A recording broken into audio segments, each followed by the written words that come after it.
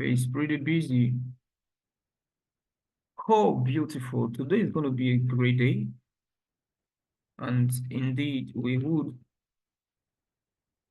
gain value for the time that we would be investing into this. Today, I really want us to take a look at project communication management as one of the knowledge areas to be dealt with. You know, when we interact on projects, we communicate. And the majority of the project manager's time is to communicate knowledge and also to communicate understanding. And 90% of the project manager's time is all about communication. Just before I continue, can I know if you can still see my screen? Yes, I can see it. Right. Okay, so that is that. 90% of your time would be about communication, trying to receive the right information, passing the right information, and so on and so forth. So when we say project communication management, we are talking about the processes that are required to ensure timely and appropriate generation, collection and distribution, storage and retrieval, and ultimate disposition of project information. So majority of your time as project manager will be about communicating with members of your team and other project stakeholders. And in fact, effective communication is very important because it creates a good link between the identified stakeholders involved in your project. You must connect with them, and through communication, you will get that done. When we say connecting, we're talking about you trying to understand their culture, trying to understand the background of their organization, and the different levels of their expertise so you can communicate at that level.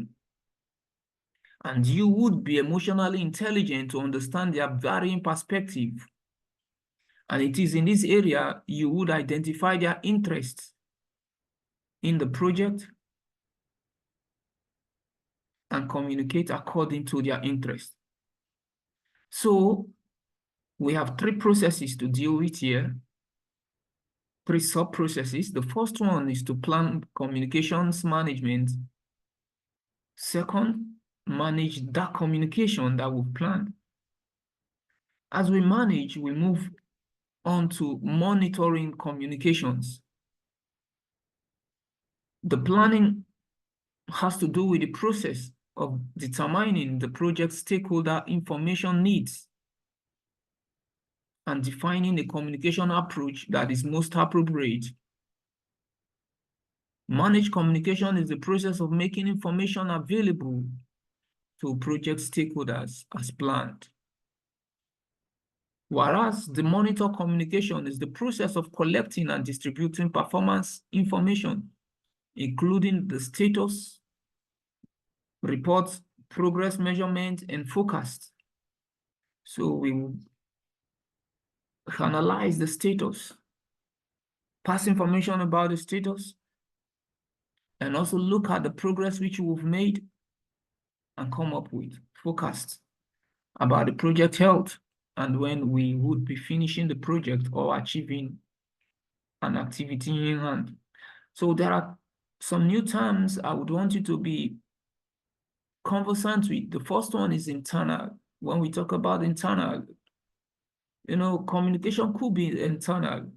When we say internal, we mean that members of your organization may communicate with one another within the project. Communication within the project is internal, and external now we are dealing with customers and other project members, maybe the media, the public, the government. And information sometimes could be, communication could be formal or informal. Formal communications are those formal reports, like memos and also the briefings that are being given according to the status of the project. When we send emails, all the ad hoc discussions held on projects are informal discussions, and emails are not, yeah, sometimes emails too can be formal, but if they are not standard, most of them are informal. And communication can still be vertical, that is up and down, where subordinates will communicate with their supervisor or their senior manager. Senior managers may want to talk to other managers, maybe board members, and so forth. Communication could be horizontal. People at the same strata, at the same cadre, may want to communicate with one another. At that level is horizontal. The effort you would require to communicate at your level may not be so much as compared with trying to communicate with someone on top of you or someone below.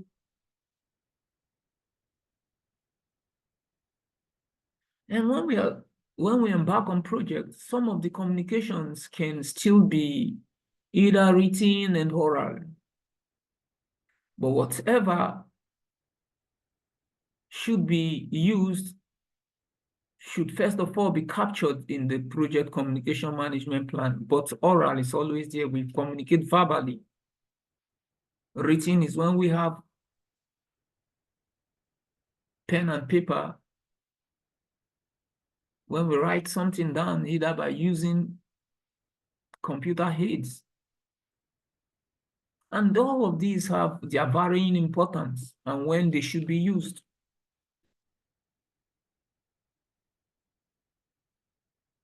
And communication may not only be written or oral or maybe verbal. Sometimes you may understand body languages to know what someone may imply. And that is where your professional negotiation would come in, looking at somebody's posture and using it to want to discern if the person is in or out.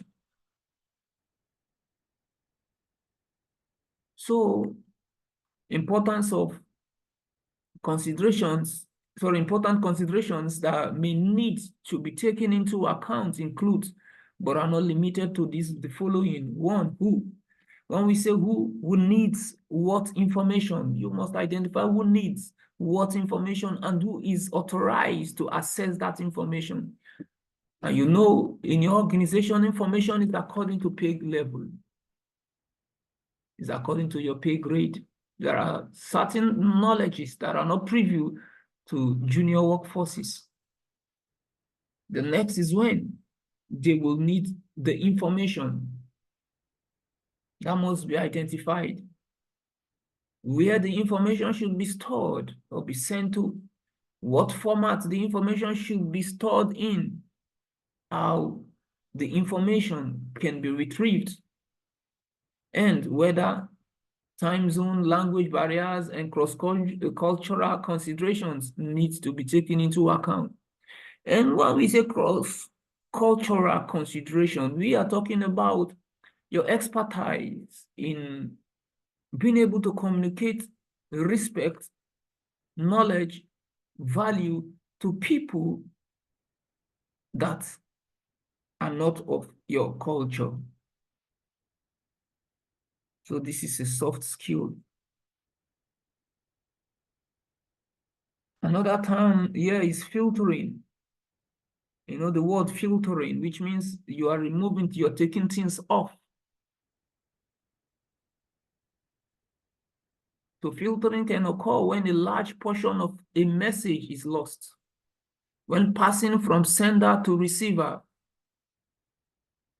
And things that can lead to filtering is when there is a language barrier, where the same word may have a different meaning. Okay, go ahead if it's like you want to ask a question. Yes, moving just the subject we started. Okay, you want to see the subject? That's the only thing showing the topic of today. So I'm asking, was that your intent, or are you supposed to show that Oh. slide? It's okay, it's okay, it's okay. Sorry about that. If that's the only thing showing, right now it's moving, right? Yes, it's moving now. Okay, thank you for calling back. So look at, we talked about information being internal, formal, vertical, official, written, verbal, and non-verbal. We talked about who needs what and when they will need it. We talked about where the information should be stored and what format the information should be stored in and how the information can be retrieved and so forth. So we came into filtering. Like I said, filtering is when a large chunk of information is missing and we could have filtering as a result of these three things: language, culture, and knowledge base. The same words can mean different things to different people. And even in this class, that's why I would say I'm still learning. There are terms that we would use informally from our own end. They may be formal over the other side. And that's why it's good you learn culture. You understand what is. And I'm going to give you an example. Though this is not about filtering, but it's all about culture. I remember 2011, there's this beautiful American lady that was in Nigeria with me on the project. And she was the human resource manager. And she's so jovial, friendly, respectful. She's intelligent. And this day, maybe I was overwhelmed by the way she communicated, or all of a sudden, I just, before my colleagues, I asked her, I said, how old are you? She laughed and said, are you planning to marry me that you are asking me this? Have I so impressed you that you want to know my age to know? I said, no, not about that. I just felt I should ask you. She said, okay, I know you don't know. In America, you don't ask a lady her age, but I will tell you, I am this. She now said it. I said, really, I don't know. I apologize. Can you see that? If not that she knows that in Nigeria, they do that. She could have been so offended. If that was coming from an American, she could have been offended. But, things like that exposed me to how cross-culturally people would behave, accept certain things, and certain other things would mean disrespect. She said that.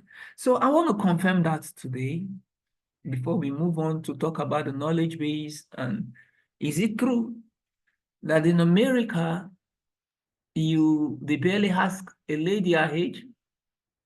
Yes, you don't do that. Two things you don't do. Generally, you don't ask their age at all. And then if it's a black woman,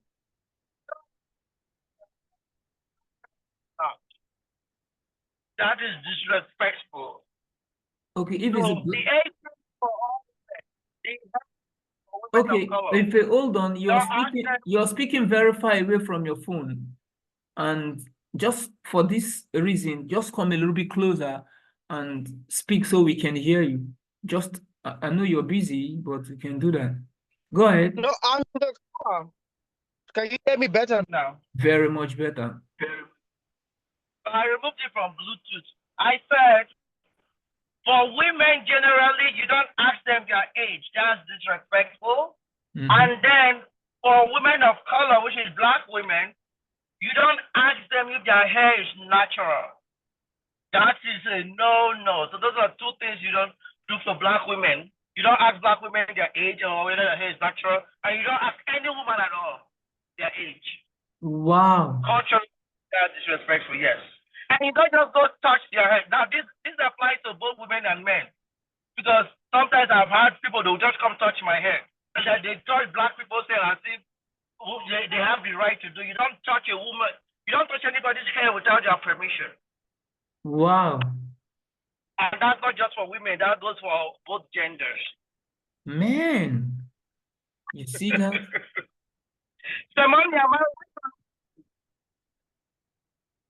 You are correct. Wow, I'm learning. You see, that's why I say when I walk into a class like this, I go out better. So you don't touch, yeah. Before you know, we have started touching your hair and then, commenting, it's beautiful. Look at, we are so informal. Yeah, the way we do things. That's in Nigeria, you can do that there, but you don't do that here. So you just have to know the ground rules, right? Over there to do certain things. I said now how do I put it? To get along with people very well, you should be conversant with the no-nos and things that can actually turn them off and things that are not accepted and the ones that are allowed. Or else you would have a challenge communicating with people and getting along with them. That's a huge experience for us. So I'm learning. So culture, different way of doing business can actually affect certain informations. And then knowledge base, different knowledge may lead to misunderstanding. You see, you going out wanting to ask a black lady, maybe a lady her age in America, you could be communicating disrespect unknowing to you if you are from Africa, that we just open our mouth and then we say things without being cautious. You see, that is about communication, and it's important we understand what is and what is needed. So assumptions also say the message may be based on incorrect assumptions. So you see, assumptions matters. That's why I would say if you're making estimates, you are sending a message, you are making assumptions, give your basis. So a message is more likely to be understood correctly when there is active listening and feedback. I do that a lot. I will say I need someone to correspond with me. Why? Because I may not be seeing you nod. So I would want you to kindly unmute, and so you give me the yes or no, yeah, the kind of feedback that will make me feel you're getting it. And also if you're not getting it, I will know so I can, repeat certain areas and drive my understanding in. So we still have some barriers of communications, like when the communication channel is not clear.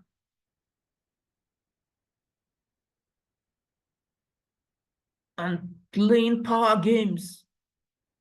Someone feels is too highly placed to communicate to a subordinate.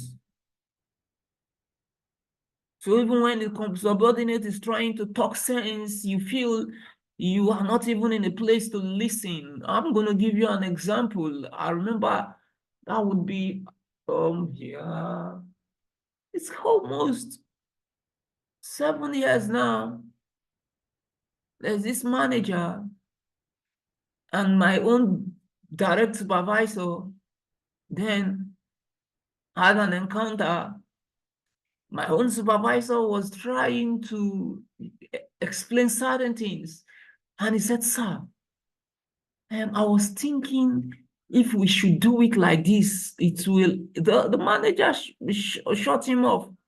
My friend, you are not paid to think. I am the one to do the thinking. Your pay grade is not up to where you think. Just do exactly what I say you should do. I think that's funny, man. How? I could still remember it. And that supervisor today is running a company, a cementing company, and is doing well. He's doing well. And wow, that my supervisor. I think if I could bring him in here one of these days and remind him of that, because I have a one-on-one training with him. So these are what power games can do. And physical distance between the communicator and the receiver. You look at the space in between. There is how far that is enough. There is how close that is too much. So the presence of communication barriers may lead to increased conflict. And so we have to tear them down. Like I said, the project manager spend about 90% of their time engaged in some form of communication, and also responsible for building and maintaining communication links within the project team and with outside world. So if we must enhance our communications, it's good we look at these things. First of all, we must be an effective communicator. And I think I have a completed book, The Professional Communicator. These are books that I've written several years back, but I've not had the time to publish them. The Professional Communicator, The Professional Negotiator. Yeah. So the project manager must recognize that effective communication is a two-way process and that feedback is also bi-directional. You look for the most appropriate means to communicate effectively. It is for you to identify that. Be an expediter. You bring people together and initiate relationship. That's your job. And develop communication channels and eliminate communication blockers by encouraging new ideas that will enhance the communications. These are ways you can enhance communication in your project and ensure that you make meetings effective. There are some leaders that they just like talking without setting agenda. They just want to on the mic and they keep talking. We don't do that. We must have a time frame for everything. We come up with an agenda. We looked at the content of the agenda. We agreed of what we should be sharing, what should be removed, and how long should we stay on one. So to make effective communication, we must establish a meeting policy. Like I said, setting an agenda is one. Who should speak first? And if you want to talk, if you have to raise your hands up, and do not call a meeting when there is no real need. You only call a meeting when there is a real need. Prepare an agenda, follow the agenda, and encourage participation. Find out from team members what they think about the discourse. Let them establish their own opinion. We have not started the knowledge area. We're just still trying to see how we can, set the background. So we have some negative responses that can actually kill or inhibit innovative ideas. There are lots of people that still feel that there are certain things that are not possible. Even till today, people still think there are certain things. So when you start talking, they just tell you it will never work. It's never been done before. Let's be realistic here. So all these are blockages. You wouldn't know you're shutting the other person off.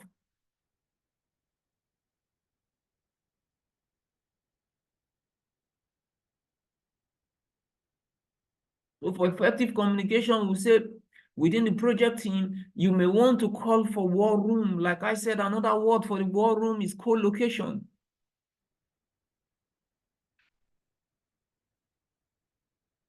Yeah. And your leadership style can affect your communication so much. For instance, an autocratic leader is a person who solicits little or no information, input from their group and make the decision solely by themselves. And remember, when we are in a room, three of us, like the way we are in a room today, none of us is smarter than all of us.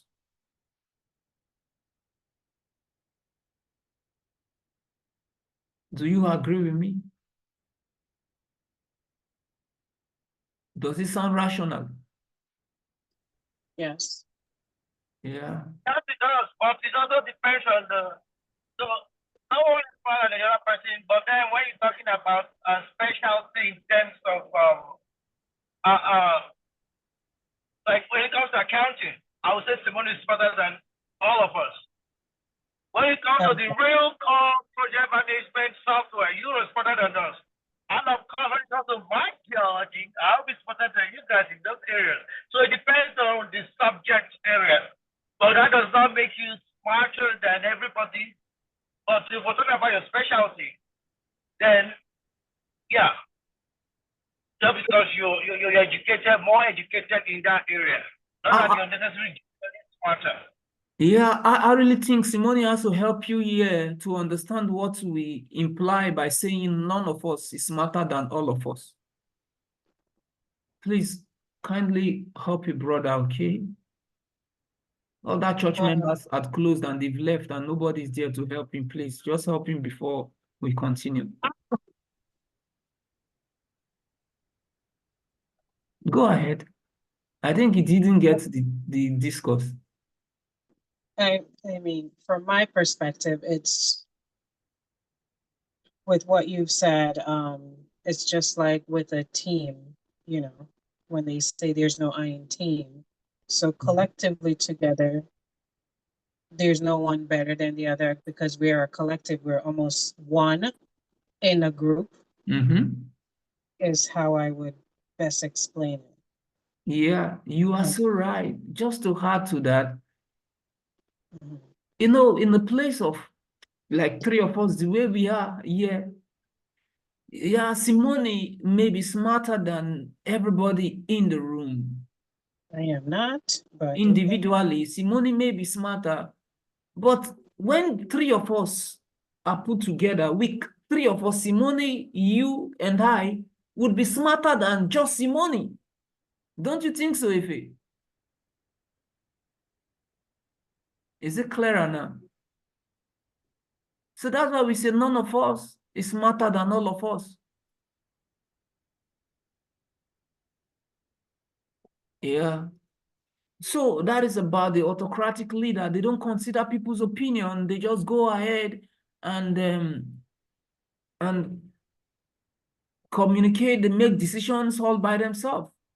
But a consultative, autocratic leader, it's a manager that solicits input, but make the decision solely by themselves. That's what they do. They solicit input from everybody, unlike the autocratic leader that would either require no information from anybody or little of it and will come up with their own decision. But the consultative one is different. He wants to hear from you before he concludes. But there is this consensus manager. It throws open the problem to the group for discussion and simultaneously allows or encourages the entire group to make the relevant decision. And this style, it's a democratic style.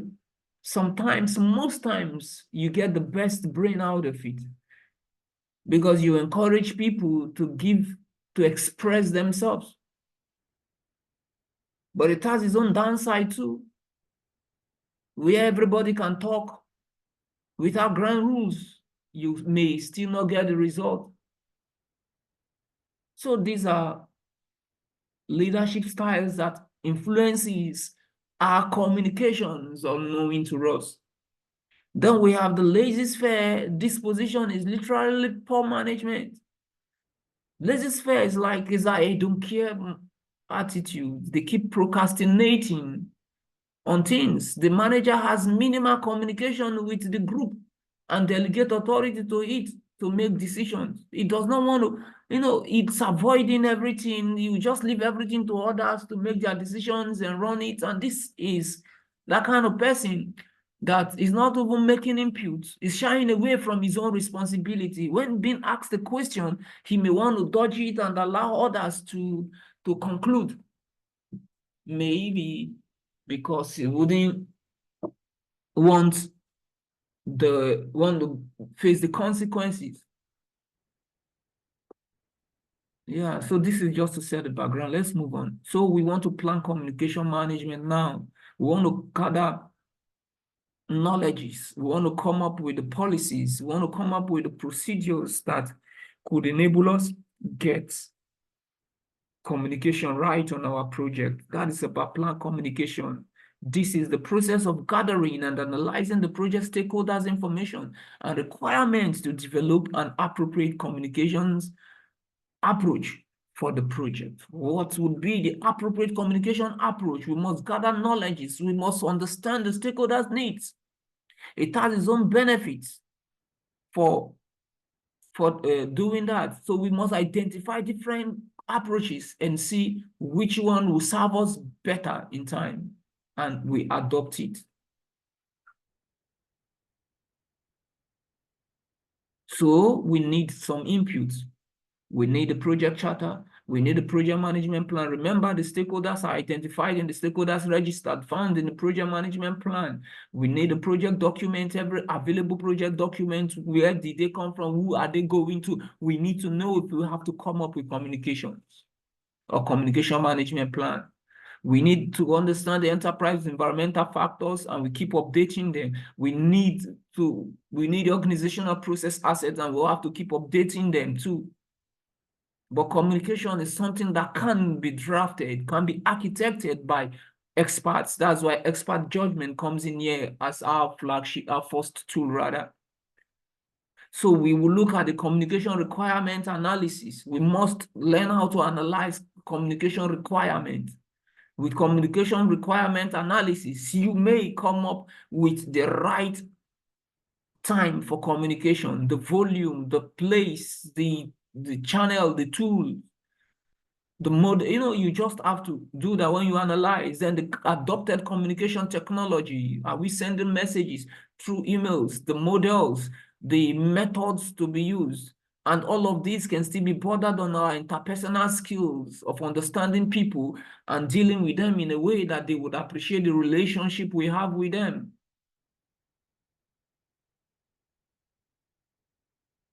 And how we represent all this data which we have put together is important.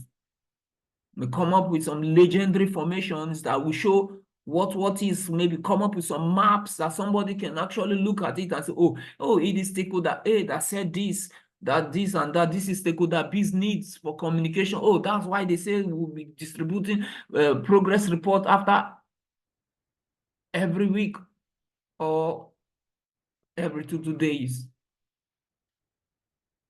So at the end of the day, our output become communication management plan. The project management plans would now be updated, and all the project documents would be updated. I'm going to ask Simone to, as we talk, we continue rather, can you check up enterprise environmental factors? The meaning of enterprise environmental factors. Just check it, and when you are ready, let me know you're ready. So I want us to at least look at knowledges from the wide world. So why do we need a project charter? The project charter identifies the key stakeholders, like and these may carry some information about the roles and the responsibility of the stakeholders. So you now know what you will be talking, who you will be talking with, and what the person has been mandated to do. So I said enterprise environmental factors. So that is that. Now, expertise should be considered from individuals or groups with specialized knowledge or training in topics that include, but are not limited to, the following areas. The first one, politics and the power structures. Because we want to communicate, we need to know what is the most appropriate way of communicating with maybe the government. And most of them may be politicians. We still need knowledge about the environment and the culture of the organization and other customers' organization. Experts may be able to show us the resource breakdown structure and how it should be. Sorry. What was it that you wanted me to look up? Enterprise environmental factor. I know you know it, but let's keep reminding ourselves of what we know. Enterprise environmental factor.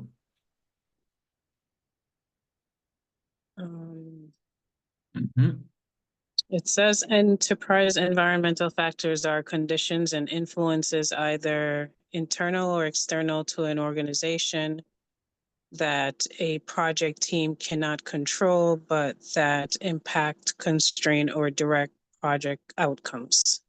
Okay. Wow. Is there any example? It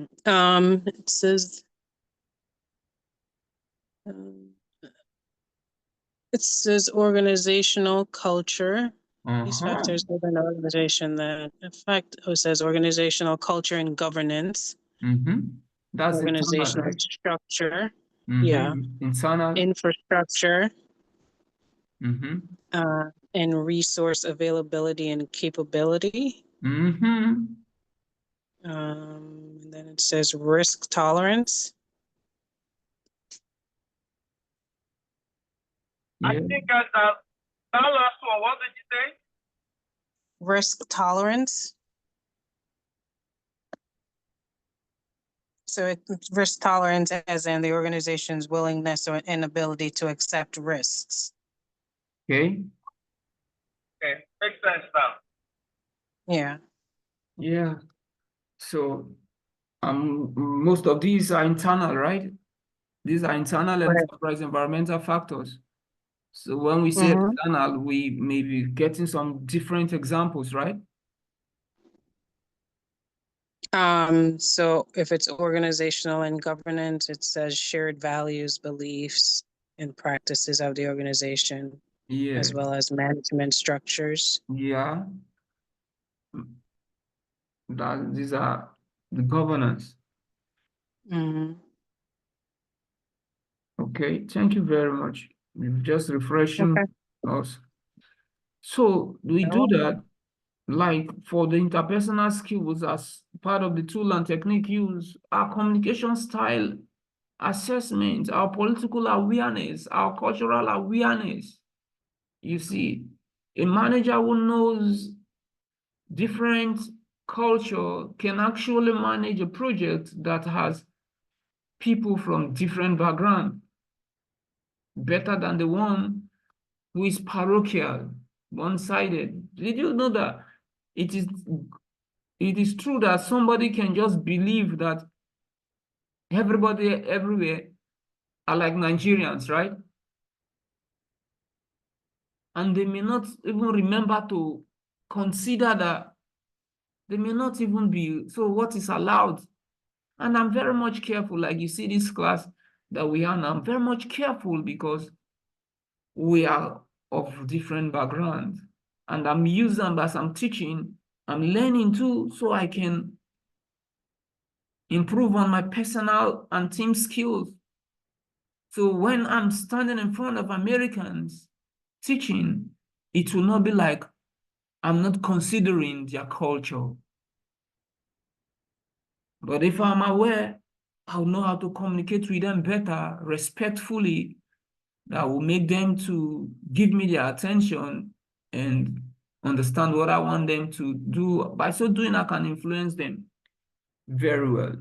So when we say communication requirement analysis, the analysis of the communication requirement determines the information needs of the project stakeholder. The project manager should consider the number of potential communication channels. I need you to pay attention, or paths, as an indicator of the complexity of the project communication. The total number of the potential communication channel is N. Can you see that? See the formula showing here. N, bracket open, N minus 1, bracket close, divided by 2.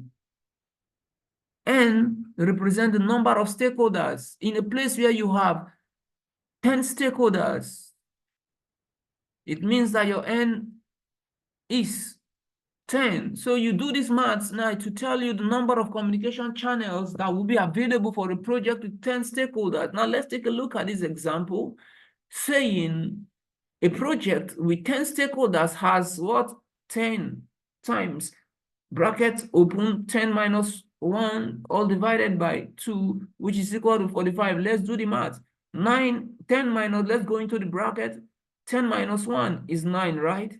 9 multiplied by this 10 is 90, and the 90 divided by 2 becomes 45. So on a project of 10 stakeholders, 45 communication channels would be open. Now take a look at the structures. You now take a look at this. You see the way the lines are flying here, communication moving from this person to this person, and at the same time from this person to this person back to this other person, and this is, we have 4 stakeholders here, right? Showing in this area. So 4 people, 6 communication channels. Let's count. 1, 2, 3, 4, 5, 6. 3 persons. How many communication channel? 1, 2, 3. Let's go back to the formula and calculate for 3 persons. If N is 3, we have 3. N, that is 3 minus 1, 2 times 3, 6, all divided by 2. 3. This is correct. So that is that. So part of the tools, the communication technology, the method used to transfer the information among the project stakeholders may vary significantly. You need to know that. If you're communicating with the locals, you may not send emails. You may want to come and call for a town hall meeting where they would all gather. And as you speak, there would be a translator. Is it translator or interpreter? What is the most appropriate word? Is it translator? Is it translator? Is it not when we are trying to translate a language through words and through written words? Interpreter. Interpreter, right? Yeah. Thank you. So that is about that. You adopt it. So for example, the project team may use techniques from brief conversation to extended meetings, or from simple written documents to extensive materials. Example, schedule. You see now, we use the schedule as a technology, the Primavera, a database, and websites which are accessible online as method of communications. We can go and pull out knowledge from some websites. So factors that can affect the choice of communication includes the urgency of the need for the information, the expected project staffing, duration of the project environment, sensitivity and confidentiality of the information. These are things that can influence, affect the choice of communication. If you're talking about sensitivity, you may not want to use a website, right? If you're talking about confidentiality, that cannot be on a website. It has to be through a means that you know it is from me to you. An email too can serve. Or we may not even use email. We now must be in the co-located meeting where we switch off our phones and we communicate with one another. So communication model is the basis. Is a basic model of communication shown in the figure below. Let's take a look at it now. This is a model.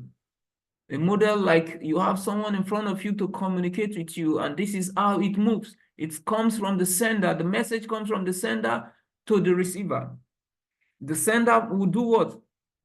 The sender will encode his thoughts or his ideas and translate his ideas. That's when you're translating your ideas, you're encoding them into a language. And once you encode it into a language, you transmit it. It's like a message. You send a message, and this message can go through a medium. That's why I say the information is then sent by the sender using communication channel, which is a medium. The transmission of this message may be compromised by various factors. The distance matters. The unfamiliarity to the technology used. If you don't know how to use it well, you may be deleting certain things, and then you may not even know that the next person that would be, or you use the technology that cannot be read by the person. There are ways that I can put information on softwares and you may not be able to understand them. There are diagrams, graphs that can be plotted. Except you have been trained, you cannot understand them. So you now look at the right medium. And when this information is transmitted to the receiver will decode that language, which means he wants to translate that word, that said message, into an understandable thought. The message is translated by the receiver back into a meaningful thought or ideas. And you know, when we communicate, there must be feedback. And when you receive a message, you must acknowledge. Feedbacks are like your responses that you get the message and you can understand everything. So this is the communication model. Let's take a look at the diagram here. Look at it. You see this? This is an encoder, which in this case is the sender. He has a thought transmitted in languages, and there may be noise when you send the message, maybe noise, verbal noise around, or if it is an article, a written article, maybe your correctness of the grammar usage, or there are certain ways, your punctuations and certain other things may not convey your message very well. They may stand as a barrier. So you see the message is transmitted to the receiver decodes it and acknowledges the receipt by sending a message of acknowledgement. And all of this will be sent through a medium. And at the same time, the encoder too and the decoder, all of them would give feedback to one another of what they have gotten. So that's about that. When you get this, you can read it. So what is new here? Not interactive communication, push communication. When you send a specific recipient who needs to know the information, that is, you're pushing it to the right person. That's like what I said. These are sensitive information can be used. Push communication can be used for sensitive information. But when informations are not sensitive, we may use the pool where you can keep an information on the website and people will just go there and take whatever knowledge that concerns them. So that's when we don't have confidentiality requirement there. So management skills used by the project manager include your presentation skills. You know how to, you must present, even negotiating. When you want an employee to do certain things for you, you need to know how to negotiate. And then your writing skills are important, and your public speaking also. Yeah. Interpersonal skills include how do you build trust? How do you resolve conflict? How do you listen? Are you a good listener? There are some people, they only listen to reply. They don't really listen to understand. And some autocratic leaders are like that. So when we manage communication, what do? We gather project information for communication creation, distribution, storage, retrieval, and ultimate disposition in accordance with the communication management plan. Yeah. So you must understand the sender-receiver model that I've just shown you. You must choose your choice of media. If you're writing, what your writing style, the techniques and consideration for effective communication management. The writing style is very important. How do you manage meetings? How do you make presentations? When the meeting is meeting, how do you facilitate? How do you even listen? Do you listen that the person can actually feel that you consider them as worthy of listening? So these are the two outputs we will get here. Communication management, not only to, yeah, but the major one is the communication management plan as the output, but other documents will be updated and the project management plan will be updated. So what are those components that should be found in the project management plan? Let's see. It said that the components of the project management plan that may require a change request as a result of this process includes, but are not limited to, the stakeholder engagement plan. Remember, communication is about passing information to stakeholders and receiving information from them, and in the most appropriate way, time and place. So if one is not going to serve us, we just would choose another one. So it may be updated to reflect any process, any procedure, tools, techniques that affect the engagement of stakeholders in project decision and execution. So this brings us to the managed communication. So we don't have any new thing here. All these are things we've talked about. You look at when you want to manage information and communications, you call for the project management plan as your inputs. You have the project documents, the work performance reports. So what is happening there? How is it go? So when you look at the reports, you cannot bring out an information from it. So you look at the enterprise environmental factors as being taught by Simone, the organizational process asset. All these would enable you manage the communications that you have planned. So no new things here. So that's at the end, the project communication, the project communications, the project management plans would be updated. All this becomes our inputs. The project documents would be updated because we have newly created documents. So I'm not going to keep you here. The aspect of the project management plan that we would be making reference to includes the resource management plan, the communication management plan, and the stakeholders engagement plan. These three things are important for us to cite in the project management plan. Yep.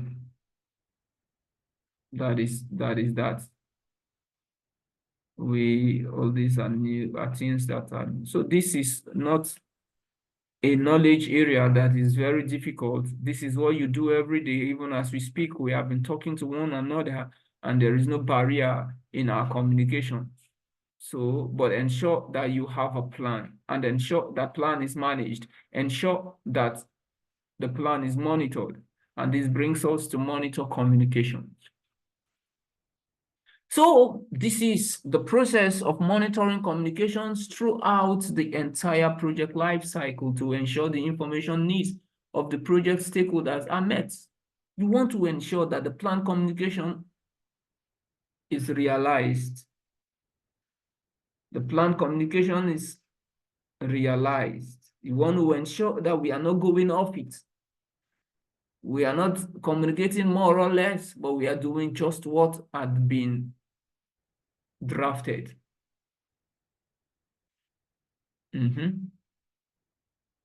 So you look at the impact and the repercussion of the project communications carefully.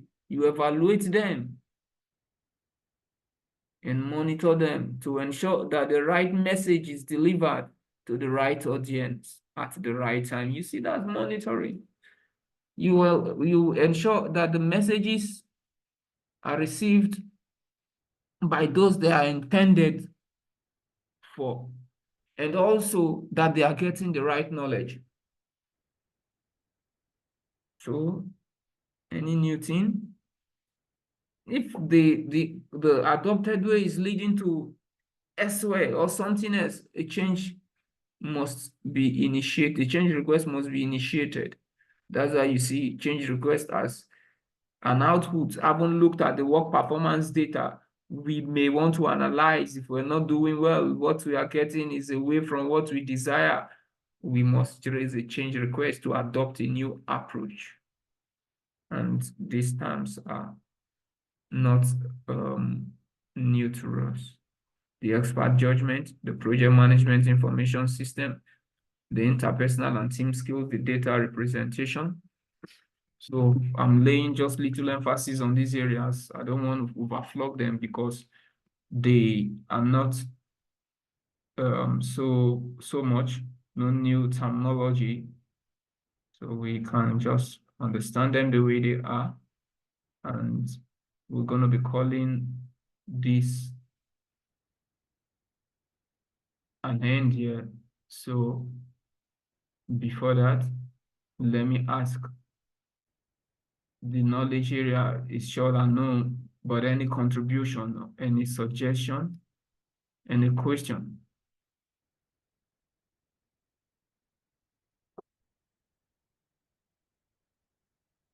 If any question from your side? No question. That's good.